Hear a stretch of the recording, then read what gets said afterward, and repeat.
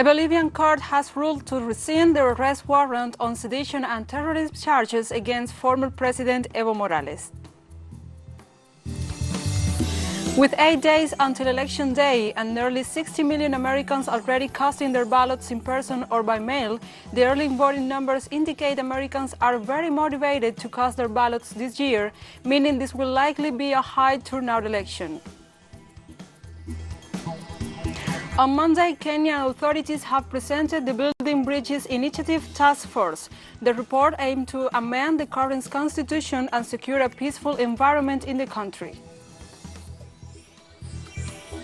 From the headquarters of teleSUR English in Havana, Cuba, this is From the South, I'm Gladys Quesada.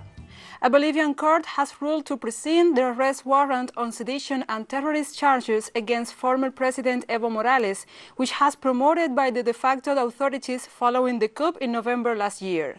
The president of the District Court of Justice of La Paz, Jorge Quino, made the announcement, noting that the decision considered that the de facto authorities violated fundamental rights of former President Evo Morales following the coup in November last year. The court's decision now allows former President Evo to return to Bolivia and undertake his defense on the case. The court's ruling comes just 1 week after the landslide victory for the movement towards socialism candidate Luis Arce in Bolivia's general election held on October 18. Venezuela's National Electoral Council authorities have announced the beginning of the phase 1 of an audit to the electoral register in the lead-up to the country's parliamentary elections to take place on December the 6th. The process will be conducted from November the 2nd until December 6th and aims at certifying the database of fingerprints of voters registered in the electoral roll in order to avoid the duplication of electoral registrations. Meanwhile, the process will count on technical and scientific procedures based on software and hardware certified by technicians representing the political organizations which are participating in the parliamentary elections. Meanwhile, the process is part of the efforts by Venezuelan authorities to guarantee the credibility and transparency of December the 6th elections.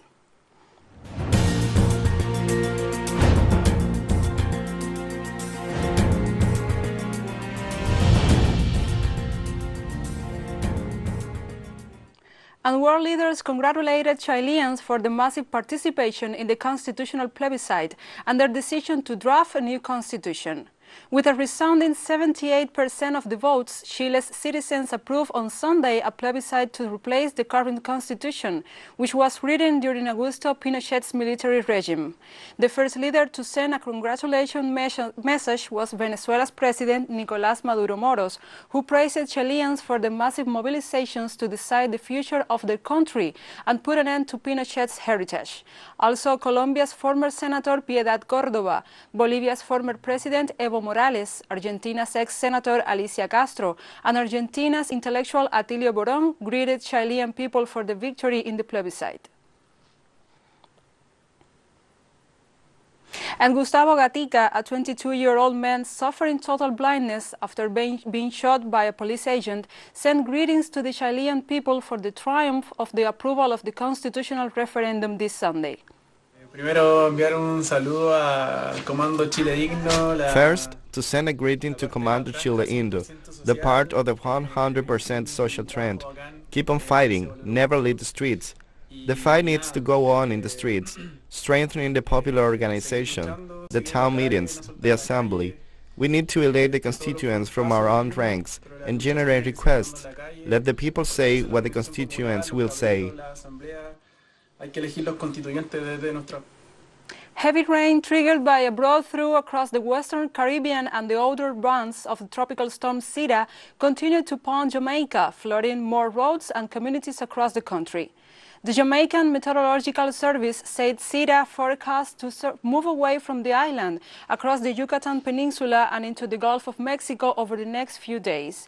The Met Service also precludes that the rain will continue across Jamaica on Monday, and on Tuesday a high-pressure ridge will briefly build across the island. As the rain lashed the island, Jamaica Public Service reported that the weather conditions have impacted a number of areas on the electricity network. And the Haitian director of the cabinet of the Minister of Foreign Affairs headed the country's delegation in Jimani as part of a meeting with Dominican delegation to discuss the delimitation of the land border between the two countries. During the meeting, civil and military authorities from the two countries of the island discussed the need to enforce the limits already established by the terminals. The meeting focused on the dividing line between the two nations. The Dominican authorities assured that during the meeting between the Haitian and Dominican delegations, there was no question of a new delimitation of the border, recalling that the territorial limits between the Dominican Republic and Haiti were established in the Treaty of the Dominican-Haitian border of 1929.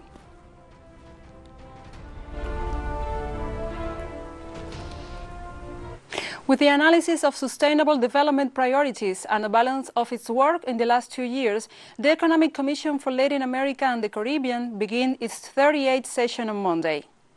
This Economic Commission for Latin America and the Caribbean's major biennial meeting is held for the first time virtually due to the COVID-19 pandemic and will last until Wednesday, October 28. During its sessions, representatives of ECLAG's 46 member countries and 14 associate members will debate policies and proposals for a recovery of the economy of the Latin American and Caribbean nations with growth, equality and sustainability in the post-pandemic stage. The session will also bring together researchers and members of civil society, academics and officials from nearly 30 intergovernmental, specialized and United Nations system entities. There are 8 days left until Election Day, and nearly 60 million Americans have already cast their ballots in person or by mail, according to the U.S. Election Project. The early voting numbers indicate Americans are very motivated to cast their ballots this year, meaning this will likely be a high turnout election. Meanwhile, Donald Trump campaigned in New Hampshire on Sunday, but the New Hampshire Union Leader, a conservative newspaper in a state with a proud conservative tradition, backed Joe Biden for president in an editorial by the newspaper board. They wrote that Trump is not always 100% wrong. He is 100% wrong for America. It was the first time in more than 100 years the paper had backed a Democrat.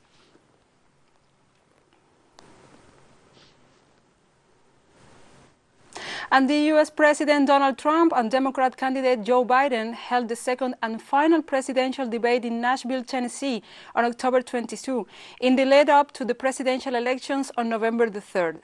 The debate was quite different from the first one, where both candidates made impossible present coherent statements due to constant interruptions. President Trump defended his administration policy regarding the response to the COVID-19 pandemic and migration issues, while candidate Biden presented his administration policy platform. Our collaborator from the Empire Files, Abby Martin, provides us all the details. This is Abby Martin with your election update for teleSUR English. This week, we saw the final presidential debate between Donald Trump and Joe Biden. Post-COVID Trump toned down the insanity this time, so it was slightly more watchable than the first one. Some of his most memorable racism was when he called immigrants who came to the U.S. low IQ, and that all the kids he separated from their parents in ICE custody are actually well taken care of. But it was also frustrating as Biden missed several easy slams against Trump and failed to offer a better plan for the pandemic response and relief. And Biden had no defense when Trump hit him on his Wall Street funding, his crime bill, or Obama-era immigrant detention camps. Instead, he cartoonishly came after Trump from the right on foreign policy, insinuating that Trump is not hostile enough to Russia, China, and North Korea. The only questions to the future CEOs of the U.S. empire about foreign policy was how they will be better at punishing those countries, as if Trump's unprecedented sanctions on places like Russia, Iran, Venezuela, and many more haven't been punishment. Yes, it's just accepted that, of course, the U.S. has the moral duty to be the world's superpower, imposing itself militarily and financially to crush nations that do not comply to its will. And of course, not one question about America's 20-year-long war in Afghanistan. As I watched, I kept thinking, imagine anyone else, literally anyone else from the primary, except for maybe John Delaney, up there arguing against Trump. Biden was really the least equipped to go against him. Look, personally, I hope that Trump loses. But look at how bad it had to get for that even to be a possibility. It took a catastrophic pandemic with no end in sight and a full-blown economic crisis to put Biden within striking distance. Absent these developments, he wouldn't stand a chance against Trump. But if you tune into the media, you'll see a similar tune to that in 2016, that Biden has it in the bag. National polls have Biden trouncing Trump, but national polls don't really mean anything. See, in our great democracy, we have something called the Electoral College, which means that we don't have one person, one vote. Instead, the election is ultimately decided by only 12 swing states. The other 38 states are guaranteed to be won by the dominant party there. The popular vote is basically meaningless, and voting in most states largely symbolic. So if you look at the polling in those swing states right now, the election is still uncomfortably close. Biden doesn't have anywhere near the lead that he has in national polls. And there are some concerning new trends that need to be factored in too. Among young black voters, Trump has more than double the support he had in 2016, according to a new study by UCLA, up from 10% to 21%. Trump's support among Latinos is actually growing nationwide as well. For example, in Florida, a crucial swing state, he's actually beating Biden in Latino support. Hillary won among Latinos there in 2016, yet still lost the state to Trump. Obama's there right now campaigning for Biden, assuring crowds to not worry because he's not a socialist. Instead of offering a program to people suffering during the pandemic, Democrats are once again falling prey to Trump's narrative on the defense that their center-right agenda is not big bad communism. Another underreported fact that may be silently shifting things in Trump's favor is a major difference in campaign strategy. The most effective form of campaigning is door-to-door outreach.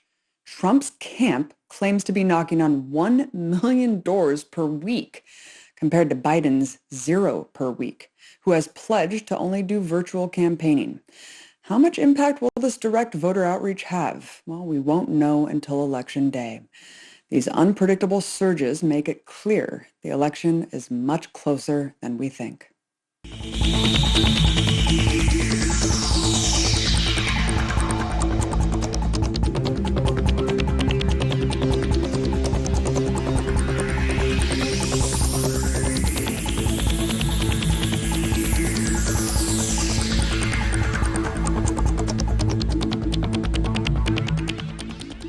France's top scientific advisory board has warned the number of daily COVID-19 infections may be as high as 100,000, the double of the official estimate. Jean-François Delfrécy, the president of the Scientific Council, told RTL Radio on Monday the virus was spreading extremely fast and that this second wave is most likely going to be bigger than the first. We're in a very difficult, even critical situation. There probably are more than 50,000 new cases every day. Our estimate at the Scientific Council is closer to 100,000, twice as many between those who aren't tested and asymptomatic patients. We're close to that number of cases. This means the virus is spreading extremely fast. On Monday, authorities in Bosnia and Herzegovina have ordered the mandatory use of face masks in outdoor places across the country in a move to curb a recent increase in novel coronavirus cases. Health authorities have reported over 41,000 COVID-19 confirmed cases and more than 1,000 related fatalities since the outbreak of the epidemic in the country. It's important to say that the incidence of infection is now 160 per 100,000 population, and it's double from just a week ago. We have a rapid rise in the number of patients, so we have been forced to introduce some new orders. Mainly face masks have to be mandatory outdoors, everywhere in the territory of the Federation of Bosnia and Herzegovina. We have ordered all medical facilities in the country, all of them, local hospitals, general hospitals, clinics, everyone. They all have to open up facilities to receive COVID-19 patients. 30% of their capacity must be devoted to COVID-19 patients. The Chinese Communist Party started this Monday the 5th plenary session where proposals will be approved for the new 5-year economic and social plan for the country and the new goals for a strategy that will guide the path for the world's second largest economy. Iram Siperace has more details. The fifth plenary session of the 19th Central Committee of the Chinese Communist Party started today in Beijing, a meeting that will take place until October 29th and which will deliver the new 5-year economic and social plan that will set the path of the world's second largest economy between 2020 and 2025. During the meeting, there will be discussions about the main goals to achieve as well as guidelines on economic, social, educational and environmental issues. They will also debate proposals for a strategy known as Vision 2035, which seeks to reinforce progress in the country. This is the second 5-year plan designed under President Xi Jinping and will come at a time when the Chinese economy is retaking the path of growth after the impact of the COVID-19 pandemic and uncertainty at world level. According to forecasts, this new project will be focused on the new Chinese strategy of centering on the domestic market with an aim to overcome dependence on exports in a new model known as dual circulation, which according to experts will be crucial for China in terms of navigating through the changing global situation. Another important element in the strategy will be to achieve independence in several sectors, which Beijing deems key, especially those related to innovation and technology that have recently led to increased tensions with the United States. Experts also predicted the Chinese Communist Party could set a growth target for the gross domestic product for the 2021-2025 plan between 4 and 5%. This figure marks a noted reduction compared to previous numbers, but is in line with the current situation and with the plan to set aside astronomical growth figures while ensuring high-quality development. Chinese authorities attach great importance to the 5-year plan as it outlines a clear roadmap for the development of a country with almost 1/5 of the world's population. The resulting draft of the 5-year plan out of this meeting will then be submitted to the People's National Assembly for its approval during its annual session set for the first quarter of 2021. On Monday, Kenyan President Uhuru Kenyatta and the leader of the opposition, Raila Odinga, presented the Building Process Initiative Task Force report aimed to amend the current constitution in order to curb divisive politics and election violence risk in the country. A document that has been worked on and again, I repeat, for a period now of 2 years. And a document whose objective is really nothing more than to find what ails our country and hopefully give us a solution that will heal our country. We agreed that it was time to look at some of the issues ailing our country. Because in spite of having passed this constitution, which has been hailed all over the world as one of the most democratic constitutions, still we have a problem as a people. So what is it that is missing, that needs to be fixed, so that Kenyans can march on as a people who are proud and who are happy?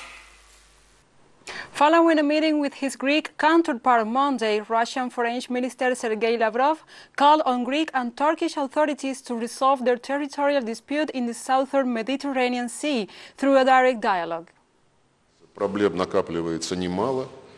There are many problems, new problems, which are well known. In addition to those issues which already exist in the southern part of the Mediterranean Sea, all of these have to be resolved in accordance with international law.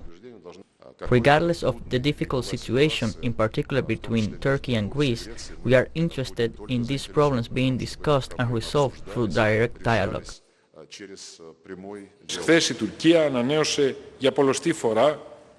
Just yesterday, Turkey renewed for the umpteenth time its willingness to conduct illegal seismic surveys in areas of the Greek continental shelf.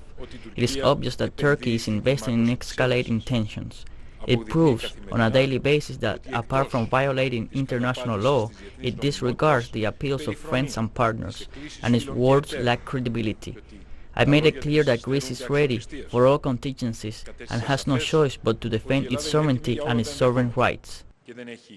Finally, I indicated that we are always committed to constructive dialogue, but at the same time, there is no room for dialogue under a state of pressure and threats. Vietnam is preparing to evacuate nearly 1.3 million people as it braces for the impact of Typhoon Molave. According to the disaster agency, Typhoon Molave, with wind speeds of 125 km per hour, left the main Philippine island of Luzon earlier on Monday, with heavy rain causes 7 landslides and floods in 11 areas. There were no reports of casualties, but 12 fishermen at sea failed to return to Catanduanes province of the country's eastern coast. Molave, the 17th typhoon to hit the Philippines this year, is forecast to make a landfall in central Vietnam on Wednesday, with wind speeds of 135 km per hour.